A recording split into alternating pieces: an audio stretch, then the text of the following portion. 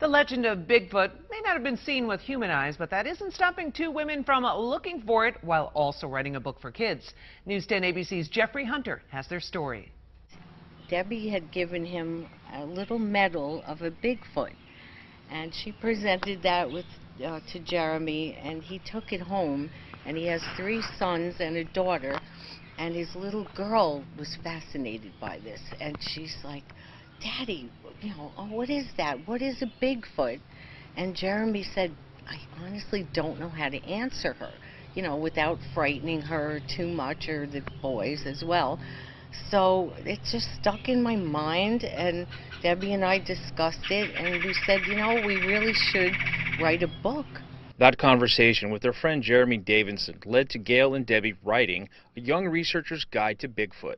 This children's book opens up a world of adventure in the quiet woods of upstate New York. I headed out in the woods along with some young adventurers as Gayle explained to us what we should be looking for. This is called smudging, and we always do this before we enter the forest, and it's a cleansing ritual by the Native Americans, and it shows that we're respectful of the Sasquatch's area. We're going to look around on the ground for tracks, and then we're going to look for twisted, broken off branches, some high, some low, bent over arches.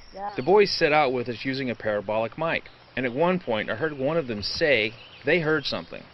I pressed the record button right away, and this is the sound the camera captured. Does Brandon hear it on the parabolic? No? It's not much in the way of evidence, but Gayle says the Sasquatch can mimic many different sounds, like frogs, wild turkeys, owls, dogs barking, horses whinnying, I can't even say it, whinnying, and cows mooing. As we walk deeper into the Buttercup Farm Audubon Sanctuary, Gayle explained to the boys how this area was a perfect environment for the Bigfoot. They eat salamanders, they eat snakes, muskrat, beaver, small birds, and geese and ducks. And the roots of the cattails and the roots of the skunk cabbage in the early spring. So this is a perfect environment for them. Okay, I'm going to put these on. These are our camera glasses made by Coleman, and these take video and audio. The guide also talks about the structures the Bigfoot will make in the woods and what these strange creations might mean. This is not man-made. This is definitely placed here. This is what they do. They make little structures, probably to let other Bigfoot know that, who's in an area. We know that the juveniles, the little ones, imitate the parents. So sometimes you'll see really short little stick structures. Whether you think there's a Bigfoot or not, this children's book is a wonderful introduction to mystery and discovery. As they say, seeing is believing.